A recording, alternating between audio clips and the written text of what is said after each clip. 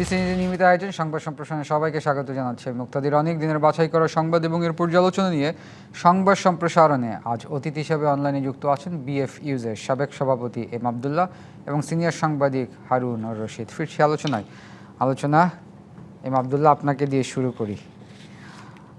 বিশ্ব মুক্ত গণমাধ্যম দিবস নিয়ে আজকে একটু আলোচনা করতে চাই। আপনি দীর্ঘদিন আমাদের বাংলাদেশ ফেডারেল সাংবাদিক ইউনিয়নে নেতৃত্ব দিয়ে আসছেন, মহাসচিব ছিলেন, সভাপতি ছিলেন। আমি একটু প্রশ্ন করতে চাই, আসলে এখন যে প্রেক্ষাপট আমরা দেখছি, আসলে গণমাধ্যম বাংলাদেশে কতটা আসলে মুক্ত আপনার কাছে মনে হয়, স্বাধীন? ধন্যবাদ। এসব যারা দেখছেন দেখবেন সবাইকে শুভেচ্ছা। সহ-আলোচক হারুন ভাই এবং মুক্তাদের অনেক উপস্থাপক শুভেচ্ছা জানাচ্ছি।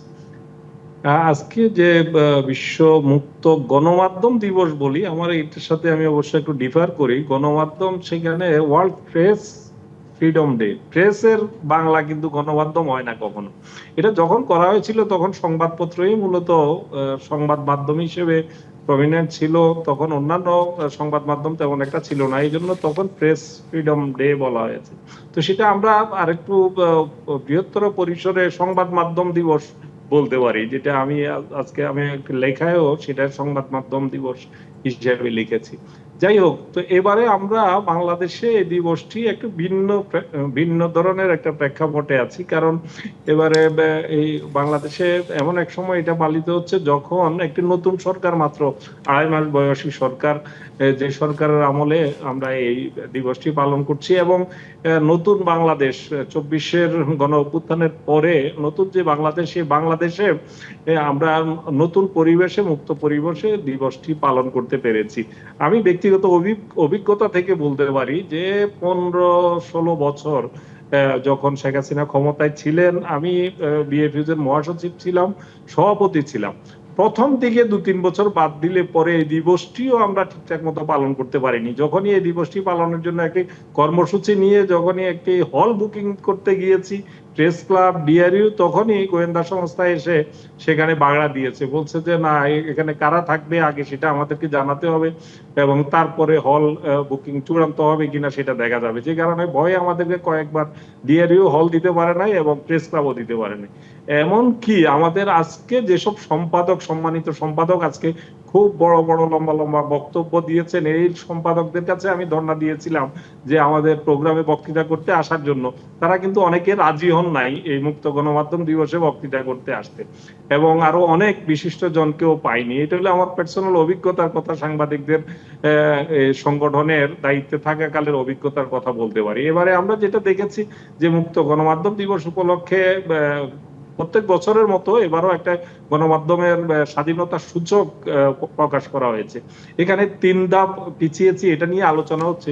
যদিও আমি বিশ্বের সাথে লক্ষ্য করলাম, একটু আগে একটি টেলিভিশন চ্যানেলে অবলীলায় বলে যাচ্ছে যে 25 বছরের মধ্যে এবারে আমাদের অবস্থা নাকি সবচেয়ে রিপোর্টে খারাপ এসছে। আসলে 25 বছরের কথাটি এসছে ওই রিপোর্টে, এটা হলো বৈশ্বিক প্রেক্ষাপটে এসছে যে পুরো বিশ্বব্যাপী সংবাদ মাধ্যমের যে পরিস্থিতি, নেতিবাচক পরিস্থিতি, এটি 25 বছরের মধ্যে খারাপ। এটা বাংলাদেশের ব্যাপারে এটা বলা হয় না, কিন্তু বৈশ্বিক প্রেক্ষাপটের কথাটি বলা হয়েছে। কিন্তু ওই চ্যানেলটি দেখলাম যে অবলীলায় বলছে যে বাংলাদেশে 25 বছরের মধ্যে খারাপ। এটা ঠিক না।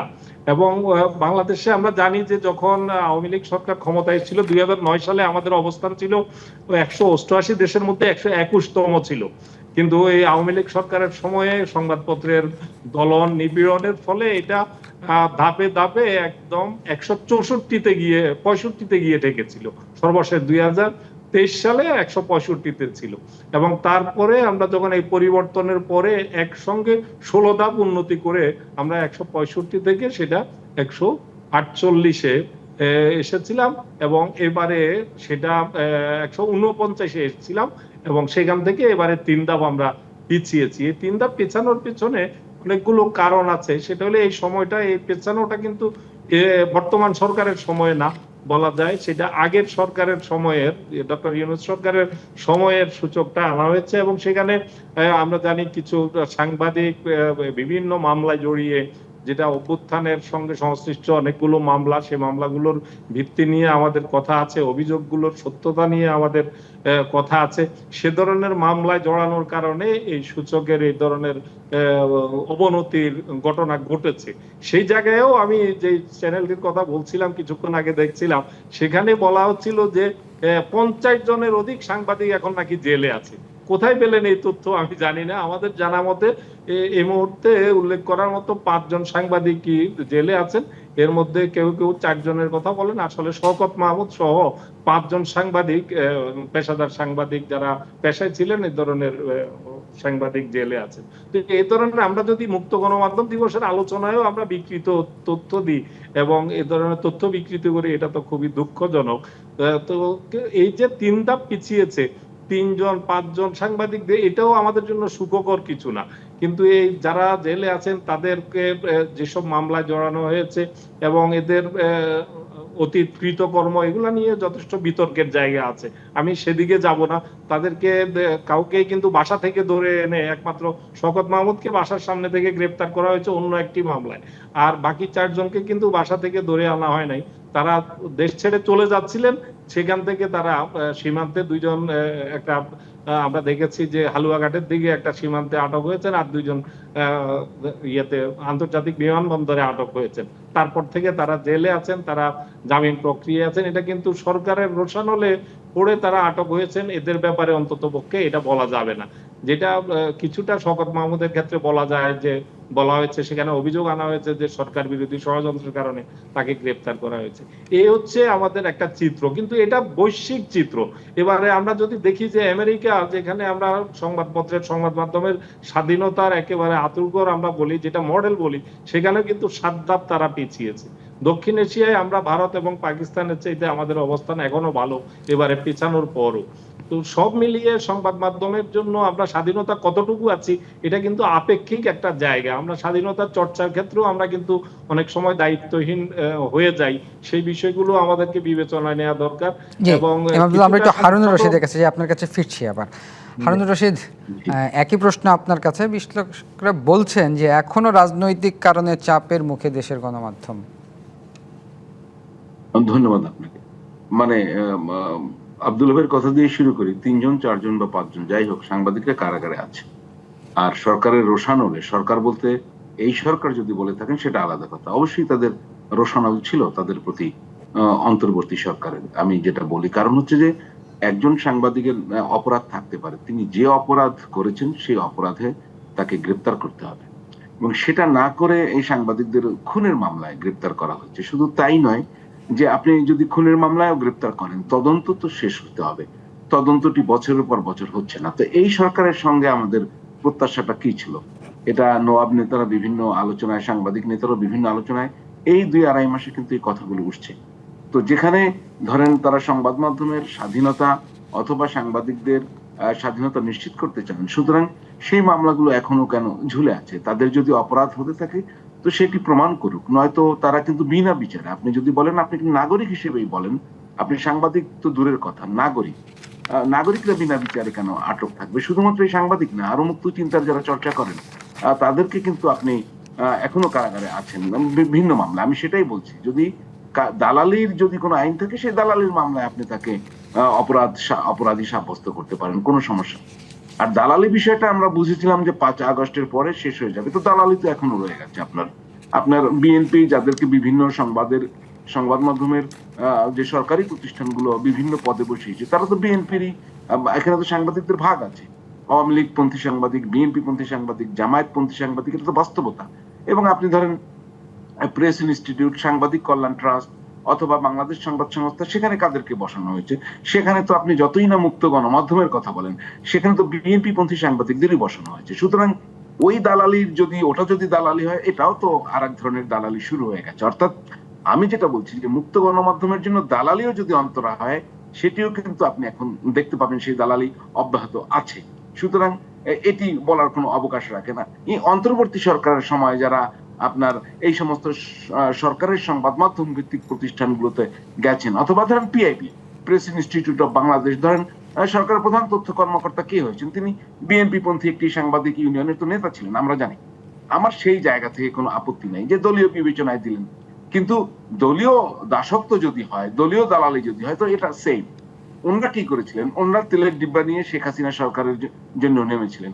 তো সেম আর একটা গ্রুপকেও তো এভাবে প্যাট্রোনাইজ করা হয়। সুতরাং দালালি মুক্ত সাংবাদিকতা করতে হলে রাজনৈতিক এফিলিয়েশন থাকবে না। সাংবাদিক তার রাজনৈতিক চিন্তা থাকবে, রাজনৈতিক ভাবনা থাকবে, কিন্তু তার রাজনৈতিক এফিলিয়েশন থাকার কোনো যুক্তিগ্রাহ্যতা থাকে না। আমি মনে করি আইন করা উচিত। আজকে দাবি উঠেছে এই মুক্ত গণমাধ্যম দিবসে যে সাংবাদিকদের রাজনৈতিক এফিলিয়েশন সরাসরি সেটিকে অবৈধ ঘোষণা করা হোক আইন করে। এটা খুব প্রয়োজন। আর সাংবাদিকদের এই যে সংগঠনগুলো 2-3 ভাগ, এটিও কিন্তু রাজনৈতিক কারণে। এটা আজকে থেকে তো হয় নাই, বহু আগে থেকে হয়েছে। এবার তো দেখেন প্রধানমন্ত্রী চিঠি দিচ্ছেন কলামিস্টদের, অথবা আপনার যারা টকশোতে আলোচনা করেন তাদের প্রশংসা করছেন এবং বলছেন যে আপনারা যে সমালোচনা করছেন তার সঙ্গে পুরোপুরি সবগুলো আমি একমত না হলেও আপনারা আপনাদের সমালোচনা চালিয়ে যাবেন। উনি নোয়াবের সাথে বৈঠকে সম্পাদকদের সঙ্গে প্রতি 3 মাস অন্তর অন্তর বসতে আগ্রহ প্রকাশ করেছেন। একই সঙ্গে আপনি কিন্তু এটা খেয়াল রাখতে হবে, তিনি কিন্তু কয়েকজন যারা আলোচনা করেন টেলিভিশনে, টকশোতে বা সাংবাদিক, তাদেরকে ডেকে কথা বলেছেন, হয়তোবা তিনি যে খুব সাধারণ মানের খাবার খান, সেই খাবার খাইয়ে তাদেরকে আপ্যায়িত করেছেন। আমার প্রশ্ন, এটি প্রধানমন্ত্রীর দিক থেকে ঠিক আছে, তিনি তো তার জায়গা তৈরি করতে পারছেন, কিন্তু সম্পাদক বা সাংবাদিকদের এখানে আবার এক ধরনের আনুগত্যের পরিবেশ তৈরি হয় কিনা সেটি কিন্তু বিবেচনায় রাখতে হবে। অর্থাৎ ক্ষমতার সাথে যদি সম্পর্ক ধারাবাহিক হয়, সেই সম্পর্ক কি আপনার মুক্ত স্বাধীনতা, মুক্ত সাংবাদিকতা নিশ্চিত করবে, না আসলে আর এক ধরনের নৈকট্য বা এক ধরনের আপনার কি বলবো আনুগত্যের পরিবেশ তৈরি করবে? এটা সাংবাদিকদের দিকে সাবধানতার কথা আমি বলছি, এটা সম্পাদকদের দিকে সাবধানতার কথা আমি বলছি, যে তাদেরকে সতর্ক থাকতে হবে। মানে সাংবাদিকতার কাজ হচ্ছে ক্ষমতাকে প্রশ্ন করা, সাংবাদিকদের কাজ হচ্ছে প্রধানমন্ত্রীকে প্রশ্ন করা, সাংবাদিকদের কাজ হচ্ছে ক্ষমতাশালীকে প্রশ্ন করা। তো আপনি এই নৈকট্য বজায় রেখে যদি প্রতি 3 মাস পর পর বসেন, সেখানে কি আলোচনা হবে সেটিও কিন্তু খুব মানে উনি আমন্ত্রণ জানিয়েছেন তার চিন্তার জায়গা থেকে। আমার কিন্তু কোনো সন্দেহ করি না, কিন্তু সন্দেহ করি আমার সাংবাদিকতার জায়গা থেকে যে এটিকে আদৌ প্রয়োজন আছে। স্টেট ক্যাপাসিটি, স্টেটের বিভিন্ন জিনিস তার মতো করে চলবে। মুক্ত সংবাদ মাধ্যম প্রতিষ্ঠার জন্য সরকারের সহায়তা কি প্রয়োজন, সেটি হচ্ছে রাষ্ট্রের সহায়তা কি প্রয়োজন, সেটি হচ্ছে আপনি একটি পরিবেশ নিশ্চিত করেন। এর জন্য আপনার আমার কাছে প্রতিদিন দেখা হওয়ার প্রয়োজন না। যদি প্রতিদিন দেখা হয় প্রধানমন্ত্রীর সঙ্গে প্রতি 3 মাস, তিনি প্রধানমন্ত্রীকে প্রশ্ন করতে হয়তোবা, আমি হয়তোবা বলছি, হয়তোবা সবসময় সঠিক যুৎসই প্রশ্নটি তিনি করবেন না, কারণ সম্পর্কের একটি দায় আছে, এই বিষয়গুলো খেয়াল রাখতে হবে। সুতরাং এই 3 মাস বা 2.5 মাসে আমি কিন্তু এখনো আপনাকে নিশ্চিত করে বলতে পারবো না, টু আর্লি টু কমেন্ট, যে আমরা মুক্ত সাংবাদিকতার পরিবেশের দিকে যাচ্ছি কিনা। আমাদের দেখতে হবে, আমাদের বুঝতে হবে যে আমাদের দালালি সাংবাদিকতা আদৌ বিদায় নিচ্ছে কিনা, মুক্ত সাংবাদিকতার আদৌ পরিবেশ তৈরি হচ্ছে কিনা। বিরোধী দলের আন্দোলন যখন শুরু হবে, খুব স্বাভাবিক কারণেই বিরোধী দল নানা ইস্যুতে এখন স্বল্প হারে মাঠে নেমেছে। বাংলাদেশের যে রাজনৈতিক পরিস্থিতি তাদের বড় আকারে মাঠে নামবে, তখন মিডিয়ার রোলকে সরকার কিভাবে নেয়। এবং ধরেন আমাদের দেশের ইকোনমিক কন্ডিশন এখন তো খুব স্বাভাবিক কারণে এই সরকার ক্ষমতা দায়িত্ব গ্রহণের পর একটি যুদ্ধের পরিস্থিতি তার উপরে চাপিয়ে দিয়েছে এবং চাপ পড়েছে, এবং আরো অনেক বিষয় সামনে আসবে। সেই বিষয়গুলো সরকার কিভাবে নেয়, সরকার অনেক প্রকল্প এখন হয়তো বা বাহবা পাচ্ছে, সেগুলো সমালোচনার মুখে পড়লে সরকার তখন কি অবস্থান নেয়। আপনি এখনো কিন্তু ফেসবুকে লেখার কারণে মামলা হচ্ছে, গ্রেফতার হচ্ছে, সেটি ঘটছে, কেউ কেউ করছে। সুতরাং সেইখানে সরকার কি অবস্থান হয় সেই বিষয়গুলো দেখার আছে। আমি এখনই মুক্ত সাংবাদিকতার পরিবেশ তৈরি হচ্ছে বা নিশ্চিত হবে সেই আশায় আমি বুক বাঁধি না, কারণ সারা দুনিয়ায় শাসকরা কখনো সংবাদ মাধ্যমকে স্বাধীন রাখতে চায় না। রাষ্ট্রের মেকানিজম, রাষ্ট্রের আইন, রাষ্ট্রের ভিন্ন পদ্ধতি, সেগুলো অনেক সময় স্বাধীনতা নিশ্চিত করে, সেইগুলো করা উচিত। সরকার যদি সেইগুলো করে, তাহলে সরকারের সাথে আমাদের প্রতিদিনের দেখার সুসম্পর্ক, প্রধানমন্ত্রীর সঙ্গে আমার একদিন ডেকে খাওয়া, টেলিফোন করেন প্রধানমন্ত্রী, খুবই ভালো কথা। এর চেয়ে খুব জরুরি হচ্ছে আপনি আইনটি কি করলেন, আপনি পরিবেশটি কি তৈরি করলেন। ব্যক্তির সাথে ব্যক্তির সম্পর্ক সাংবাদিকতার স্বাধীনতা নিশ্চিত করে কিনা সেটা নিয়ে আমার সন্দেহ আছে। আমার জায়গাটা হচ্ছে আপনি আইন কি করলেন, পরিবেশ কি তৈরি করলেন, সাংবাদিকদের সুরক্ষা আইন করছেন কিনা, তার ওয়েস বোর্ড নিশ্চিত করছেন কিনা। এখানে মালিকের স্বাধীনতা কিন্তু সাংবাদিকের স্বাধীনতা না। মালিকরা স্বাধীনতা ভোগ করতে পারে, সংবাদ প্রতিষ্ঠান হিসেবে তার স্ট্রাকচারাল স্বাধীনতা থাকতে পারে, আমার নাও থাকতে পারে। কারণ হচ্ছে আমি তো আরো অনেক আমরা একটা বিরতির সময় আমরা বিরতি থেকে ফিরে এসে আলোচনা করব। প্রিয় দর্শক, সংবাদ সম্প্রসারণ একটি বিরতির সময় হচ্ছে, সঙ্গেই থাকুন। বিরতির পরে আবারও স্বাগত সংবাদ সম্প্রসারণে। আমাদের সাথে যুক্ত আছেন বিএফইউজের সাবেক সভাপতি এম আবদুল্লাহ এবং সিনিয়র সাংবাদিক হারুনুর রশিদ। ফিরছি আলোচনায়। এম আবদুল্লাহ, যেটা বিরতির আগে হারুনুর রশিদ বলছিলেন যে দালালি সাংবাদিকতা আদৌ বিদায় হয়েছে কিনা, এটা সামনের দিনগুলোতে দেখা যাবে। না, উনি যথার্থই বলেছেন। আমাদের আসলে এটার জন্য সাংবাদিকরা কম দায়ী না। আমাদের মনস্তত্ত্বে একটা দাসত্বের একটা জায়গা তৈরি হয়ে গেছে। আমাদের মাইন্ডসেট হয়ে গেছে যে আমরা এই সাংবাদিকতাটাকে ব্যবহার করে নিজে কিভাবে বিত্ত বৈভব করার যে একটা প্রবণতা আমাদের একটা অধিকাংশের মধ্যে, ক্ষুদ্র একটা অংশের ব্যতিক্রম ছাড়া বাকি সবার মধ্যে এ ধরনের যখন একটা প্রবণতা তৈরি হয়, তখন আমরা যত যাই বলি না কেন স্বাধীন সাংবাদিকতা আমরা করতে পারবো না। আমাদের নতুন সরকার ক্ষমতায় এসছে, আমরা দেখছি যে আমাদের সেই প্রবণতা কিন্তু ডক্টর ইউনূস সরকারের সময়ও ছিল এবং নতুন সরকার আসার পরও আমাদের আছে, যে না চাইতেই আমরা সরকারের স্তুতির ব্যাপারে আমাদের আগ্রহের জায়গাটা কিন্তু কমতি নেই। তো এটা তো একটা দিক আছেই। এর পাশাপাশি আর একটা যে জায়গাটা, সেটা হলো যে আমরা আশাবাদের জায়গাটা আমি বলতে চাই যে বিএনপি কিন্তু জন্মগতভাবেই বিএনপি সাংবাদিক বান্ধব এবং গণমাধ্যমের সুরিত রাজনৈতিক দল হিসেবে পরিচিত। আমরা যদি অতীতে দেখি, এর আগে বিএনপি যখন মোটা দাগে যদি আমরা 90 থেকে 96 এবং যদি 2001 থেকে 6 ধরি, এই সময়টাতে কিন্তু বড় ধরনের আওয়ামী লীগ যেভাবে আওয়ামী লীগ ক্ষমতায় আসা মাত্রই সাংবাদিকদেরকে টার্গেট করা, সংবাদ মাধ্যমকে টার্গেট করা, বন্ধ করে দেয়া, নিপীড়ন করা, এই প্রবণতা কিন্তু আমরা অতীতে অন্তত বিএনপির মধ্যে দেখিনি। আমরা যদি দেখি যে বিএনপির যিনি প্রতিষ্ঠাতা সেই রাষ্ট্রপতি জিয়াউর রহমান, তার সময়ই কিন্তু বাংলাদেশের সংবাদ মাধ্যমের যে বিকাশ, মূলত সেটা বাকশালী শাসনের পরে বিকাশ ঘটেছিল এবং সে ধারাবাহিকতাটা বেগম খালেদা জিয়ার সময়ও ছিল। আমরা তাকে দেখেছি যে আমাদের গণমাধ্যমের যে বিভিন্ন ইতিবাচক অনেকগুলো পদক্ষেপ সে আমলে হয়েছে। তখনও সাংবাদিক বিক্ষিপ্তভাবে যে নির্যাতিত হয় নাই তা না, কিন্তু সেটা যদি আমরা শেখ হাসিনার সময়ের বা আওয়ামী লীগের সময়ের সঙ্গে তুলনা করি, সেটা উল্লেখ করার পর্যায়ে থাকে। এবারও তারেক রহমান ক্ষমতায় আসার পরে, প্রধানমন্ত্রী হওয়ার পরে, তিনি গত কালই তিনি বা পরশুদিন তিনি বলেছেন যে সমালোচনা করলেই ধরে পুলিশ তুলে নিয়ে যাবে, এটা চলবে না। তো এই যে তার পক্ষ থেকে যে বার্তা, এটা অবশ্যই ইতিবাচক। এবং কিন্তু পাশাপাশি আমরা এটাও দেখছি যে সাংবাদিকরা বিভিন্ন জায়গায় গত 2-3 মাসেও অনেক সাংবাদিকই নানাভাবে নিগ্রহের শিকার হয়েছেন। বিশেষ করে ঢাকা বিশ্ববিদ্যালয়ে 2টি ঘটনা ঘটেছে যে 2 দিনের ব্যবধানে 16 জন সাংবাদিক সেখানে ঢাকা বিশ্ববিদ্যালয়ে কর্মরত সাংবাদিক হামলার শিকার হয়েছেন এবং তার সাথে সরকারি দলের ছাত্র সংগঠনের বিরুদ্ধে সে অভিযোগ আছে। এবং আমরা দেখলাম যে তাদের বিরুদ্ধে সে মামলা করতে গিয়ে মামলা হয় নাই, মামলা নেওয়া হয় নাই এবং তাদের বিরুদ্ধে কারো বিরুদ্ধে কোনো ব্যবস্থা গ্রহণ করা হয়নি। তো আমার কথা হচ্ছে যে প্রধানমন্ত্রী মুখে যেটা বলছেন, যে বার্তাটা দিচ্ছেন, তা কিন্তু বাস্তবে তার প্রতিফলনটাও থাকতে হবে। সংবাদ মাধ্যমের দায়িত্বশীলতার জায়গাটাও আমাদেরকে গুরুত্ব দিতে হবে। সংবাদ মাধ্যমে আব্দুল্লাহ, আমি আপনার কাছে একটু দায়িত্বহীনতার পর্যায়ে চলে যায়, সেটাকেও আবার আমাদেরকে সমর্থন করলে চলবে না। কারণ নতুন এই সময়ে এসে যে সোশ্যাল মিডিয়ার যে প্রভাব, তার পাশাপাশি যে ডিজিটাল মিডিয়ার মাল্টিমিডিয়া সাংবাদিকতার যে জায়গাগুলো, এই জায়গাগুলোতে অনেক শৃঙ্খলার জায়গা তৈরি করার একটা বিষয় আছে। আমরা অনেক ক্ষেত্রে কোনটা লাইভ করা যাবে, কোনটা দেখানো যাবে, এই জায়গাগুলোতে আমরা অনেক সময় সঠিকভাবে আমরা যারা আমাদের মাঠ পর্যায়ে আমাদের সংবাদকর্মী বন্ধুরা আছে, তাদের মধ্যে তার লিটারেসির জায়গাটা থেকেও আমি মনে করি কিছুটা ঘাটতি আছে। এই বিষয়গুলো সংবাদকর্মী হিসেবে বা সংবাদ মাধ্যমের যেসব প্রতিষ্ঠান আছে, অভিভাবক যারা আছেন, তাদেরকে এই বিষয়গুলো আমলে নিয়ে সেই জায়গাটাতে আমার মনে হয় নিশ্চিত করতে হবে যে আমরা যাতে দায়িত্বহীন হয়ে না যাই।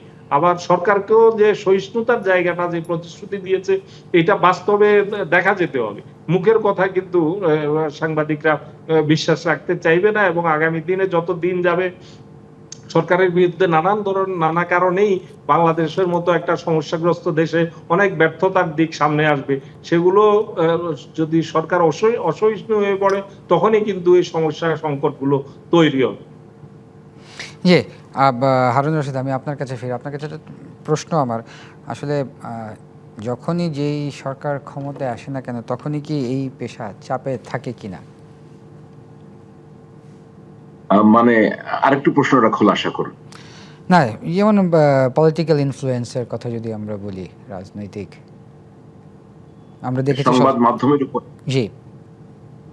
আচ্ছা, এখানে বিষয়টা হচ্ছে এরকম যে রাজনীতি তো সংবাদ মাধ্যম নিয়ে ভাববে, খুব স্বাভাবিক। একটা ভালো রাজনীতি যারা করেন, ভালো রাজনীতিবিদ, তাদের ভাবনায় তো সংবাদ মাধ্যম অবভিয়াসলি থাকবে। কিন্তু চাপের প্রসঙ্গটি যদি আছে, তো আমরা অতীতে সবসময় দেখেছি, মানে এটা হচ্ছে তারা সংবাদ মাধ্যমকে নিজেদের পক্ষে রাখতে চায়, কম আর বেশি। পার্থক্যটা হচ্ছে কম আর বেশি। পক্ষে রাখতে গিয়ে তারা নিয়ন্ত্রণ আরোপ করে, নিয়ন্ত্রণ আরোপ করার নানা না, পদ্ধতি এটা কি আছে। হারুনুর রশিদ শুধু সরকারি পক্ষে রাখতে চায়, নাকি আমরা অনেক সময় আসলে পক্ষে থাকতে চাই টিকে থাকার জন্য? আমি সেটাই বলি, যে কোনো মানুষই সংবাদ মাধ্যমকে তার পক্ষে রাখতে চায়, কিন্তু সরকারের সেই পক্ষে রাখার জন্য জোর জবরদস্তি করার সক্ষমতা আছে। কিন্তু আর কি আছে, আপনার সংবাদ মাধ্যমের স্বাধীনতাকে সংকুচিত করার জন্য নন স্টেট অ্যাক্টরও আছে। State actor, non state actor. State actor নিয়ে তো আমরা এতক্ষণ কথা বললাম। নন স্টেট অ্যাক্টর কারা? প্রভাবশালী। তারা সরাসরি সরকারে নেই, কিন্তু তাদের অর্থ আছে, বিত্ত আছে, রাষ্ট্রযন্ত্রকে তাদের প্রভাব আছে, তারাও করে। এই নন স্টেট অ্যাক্টর যারা, তারা স্থানীয় পর্যায়ে আছে, জাতীয় পর্যায়ে আছে এবং বিভিন্ন পর্যায়ে আছে। আপনি যে সন্ত্রাসী, সেও কিন্তু নন স্টেট অ্যাক্টর, সেও কিন্তু সাংবাদিককে চাপে ফেলে। কিন্তু একটি সুষ্ঠু রাজনৈতিক ব্যবস্থা কিন্তু সাংবাদিকদের এই চাপ থেকে স্বাধীনভাবে কাজ করতে অনেক সহায়তা করতে পারে। আমি সেটাই বারবার বলছিলাম যে আপনার আইনটা থাকতে হবে। আপনি যেটা হচ্ছে, আমাদের যে আইনগুলো আছে এখনো, সে আইনে যে কোনো সময় আপনি যখন আটকে দেবেন, তখন কিন্তু এক গ্রুপ বলা শুরু করবে, হ্যাঁ এরকম তো কথা বলা যাবে না। আমি আপনাকে একটা কথা বলি, এখন খুব কথা হচ্ছে fake, deepfake, misinformation, disinformation, তারপরে নানা ধরনের ইনফরমেশন। কিন্তু সাংবাদিক যদি আপনাকে ধরতে হয়, সাংবাদিক কিন্তু ভুল করবে। সাংবাদিক যদি একটা ভুল তথ্য দেয়, সেটা যদি উদ্দেশ্যমূলক না হয়, তাহলে সাংবাদিকতাকে কিন্তু অ্যাকসেপ্ট করতে হবে। সাংবাদিক যদি বলে যে এটা আমি ভুল করেছি, কারণ ভুল কিন্তু সাংবাদিকতা একটি স্বাভাবিক প্রক্রিয়া, এটা ট্রায়াল অ্যান্ড এরর মেথডে যায়। কিন্তু সেটাকে ধরে যদি আপনি ডিসইনফরমেশনের জায়গা নিয়ে যান, উদ্দেশ্যমূলক যান, সেটা তো কঠিন বিষয়। আর একটা বিষয় হচ্ছে যে আপনার কাছে কি তথ্য আছে, রাষ্ট্রের কাছে তথ্য থাকে, সরকারের কাছে তথ্য থাকে। যেমন আমি বলি, কিছুদিন আগে আমি একটা জায়গায় দেখেছি, খুব সম্ভবত বিদ্যুৎ মন্ত্রী অথবা প্রতিমন্ত্রী, আমি স্পেসিফিক করতে পারছি না, উনি লোডশেডিং এর একটা হিসাব দিচ্ছিলেন যে লোডশেডিং নাই, তাতে ইম্প্যাক্ট এই হয়তো বা 200, 400, 300 মেগাওয়াট। কিন্তু উনি কি হিসাব দিচ্ছেন যে প্রোডাকশন কত হচ্ছে? প্রোডাকশনটা কিন্তু পুরোটাই ডিস্ট্রিবিউশনে আসে না, এটা আপনার খেয়াল রাখতে হবে। কিন্তু সাংবাদিকরা, আমি আপনাকে বলি তো, ওই যে মন্ত্রী যেটা বলছিলেন, তার সাথে যদি দুই জায়গা থেকে আমরা তথ্য পাই, আমরা পিডিবি থেকে পাই, আর সঞ্চালনের কোম্পানি আছে সেখান থেকে পাই, আপনার তখনই 1200-1300 মেগাওয়াট ঘাটতি ছিল। উনি কিন্তু চ্যালেঞ্জ করছিলেন। এখন এই যে চ্যালেঞ্জ করা, এটা তিনি তার অজ্ঞতার জায়গা থেকে তিনি মনে করেন তিনি রাইট। এখন ওখান থেকে আরেকজন যে বললেন সাংবাদিকদের সঠিক তথ্য পরিবেশন করতে হবে। আপনি খেয়াল করবেন, আজকে মুক্ত গণমাধ্যম দিবস, আমি ডক্টর জাহিদুর রহমানের কথা খুব শুনছিলাম। উনি তো টক শো তো করে খুব খ্যাতি অর্জন করেছেন, এখন সরকারে গিয়েছেন। আমি প্রথমেই বলে রাখি, মুক্ত চিন্তার মানুষ কখনো ক্ষমতার অংশীদার হয় না, এটা খেয়াল করবেন। আমি আবারও বলি, মুক্ত চিন্তার মানুষ কখনো ক্ষমতার অংশীদার হয় না। যদি তিনি ক্ষমতার অংশীদার হন, তাহলে তিনি টার্গেটলি ওই কথা বলেছেন, তার ভেতরে একটা এজেন্ডা সেটিং ছিল, সেই এজেন্ডা অনুযায়ী তিনি এগিয়ে গেছেন। এখন আপনাকে বলে, পৃথিবীর কোন মুক্ত চিন্তার মানুষকে কোন সরকারের পার্ট হতে দেখবেন না, তারা স্বাধীনভাবে কথা বলেন, অ্যানালাইসিস করেন। জি, হারুন রশিদ, আমাদের শেষ করতে হচ্ছে, আমাদের হাতে আর সময় নেই। আমরা এক ধরনের কিন্তু তার বাধ্যবাধকতা থাকে।